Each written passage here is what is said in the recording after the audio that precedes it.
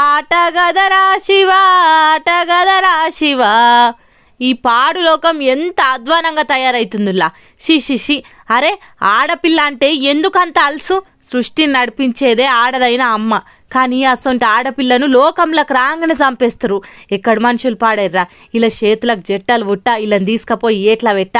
ఇగో సూరారం విశ్వకర్మ కాలనీలా అప్పుడే పుట్టిన ఆడపిల్లను కవర్ల కట్టి షాప్ అరుగు మీద పడేసి వెళ్ళిపోయారట.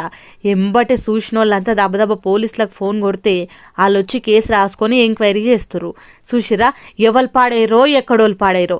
అప్పుడే పుట్టిన ఆడపిల్ల అని చూడకుండా, పసికందు అని చూడకుండా, జాలి దయ లేకుండా గట్ల ఎట్లా పడేసి ఓబుద్దయిందో ఏమో వీళ్ళని మన్ను పోయ్యా. చూసిర్రా మనుషులు ఎంత నీచంగా ఉన్నారో. ఆ దేవుడు కూడా వద్దొద్దొద్దు అన్నోళ్ళకే పిల్లనిస్తాడు, కానీ కావాలని శోకాలు పెడుతున్నోళ్ళ మీద ఇంత దయ కూడా చూపియడు. అందుకే అంటారు చూడుర్రి, ఉన్నోడు ఉండి ఏడుస్తే లేనోడు లేక ఏడుస్తుండని. ఏందో ఏమో ఈ లోకం పాడుగాను.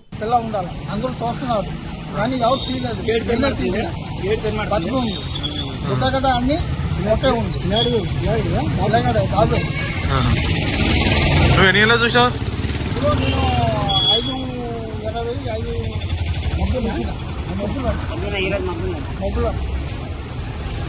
రోజు విశ్వకర్మ కాలనీలో గుర్తు తెలియని చిన్న పాపను, అప్పుడే పుట్టినటువంటి పాపను ఎవరో గుర్తు తెలియని వ్యక్తులు ఇక్కడ మన కాలనీ మెడికల్ షాప్ పక్కపొంటి అక్కడ పెట్టడం జరిగింది. ఇక్కడ మన రామచంద్ర అనే వ్యక్తి చూసి మన కాలనీ వాసులకు అందరికీ చెప్తే వాళ్ళందరూ వచ్చి ఇక్కడ చూసి ఆ పిల్లను హాస్పిటల్ తీసుకెళ్ళడం జరిగింది.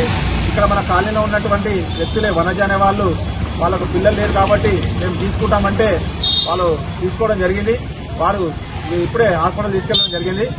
దానికి ఎవరో ఇట్లా పుట్టిన పాపను అలా ఇక్కడ పెట్టడం మంచిది కాదు చాలా. ఎందుకంటే చిన్నపిల్ల, ఏమి తెలియని చిన్నపిల్ల కాబట్టి వాళ్ళ పాపం మంచిది కాదు. కాబట్టి మన కాలనీ వాళ్ళు తీసుకొని వాళ్ళు మంచిగా చూసుకుంటారు కాబట్టి ఆ తరఫున ఏదంటే మేము ఉంటామని చెప్పి కోరు.